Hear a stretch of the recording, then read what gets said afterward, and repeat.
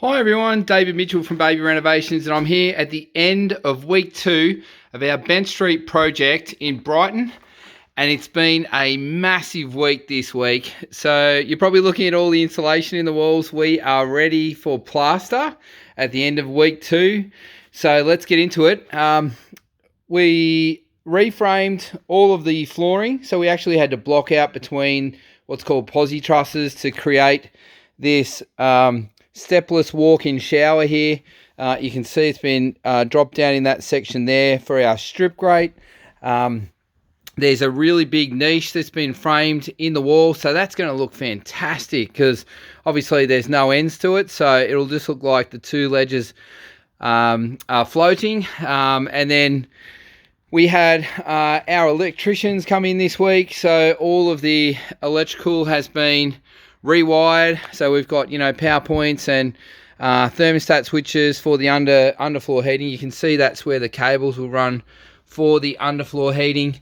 That'll be in the ensuite only. On this side here, we've blocked out, and the actual bracket for the electric towel rails will be on this wall at the end of the shower, so that's been installed as well. You can see it's been cut out for exhaust fans and downlights over the vanity. The custom 2-meter shaving cabinet's been installed, and you can see there we've got power points in either end, and then obviously underneath we've got power point for general use. The black cables which are running out there for all the LEDs. There's going to be quite a few LEDs in this room. One under the shaving cabinet, one under the vanity, which comes on via a sensor in the ceiling. We've got overriding switches that have been installed. And it's the same in all of the rooms that we follow. I'll show you as we walk through. So there's 2 bathrooms and a powder room here. You can actually see the powder room on this side of the wall, but we'll get to that in a minute. You can see here we've blocked out with flooring on the back of the sliding cavity door.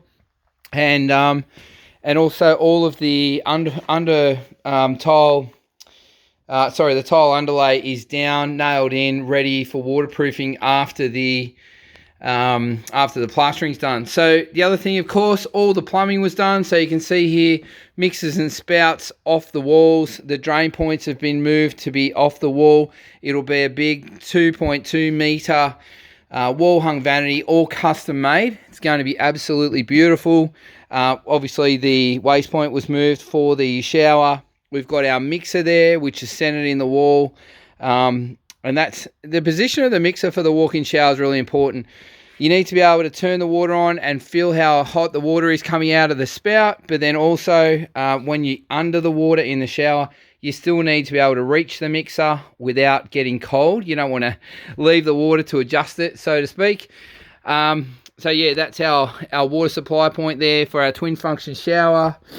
And then obviously the toilet point in the corner was relocated so that it was it's in the right spot, right distance from the wall, all those kinds of things as we do. And then probably what you're looking at the most is all the insulation. So Melbourne is a cold place, but it also can get very hot. So we make sure that we plug every single hole in all of our rooms, no matter if it's a lounge room, bedroom, bathroom, whatever it is.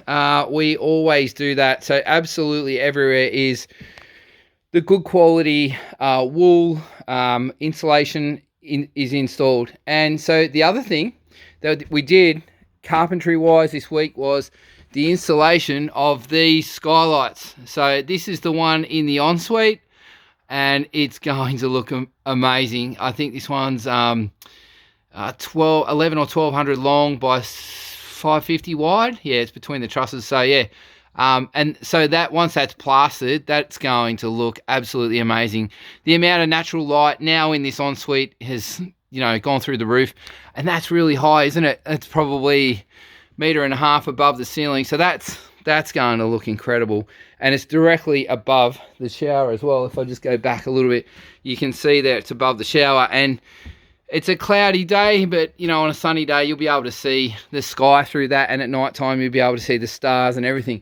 They're double glazed, so they're, you know, keep the heat out and all that sort of stuff. So that's all good. You can see all the plastic we have down. Just to quickly show you that, there's been a lot of building going on in this build throughout the last 2 weeks, up and down these stairs.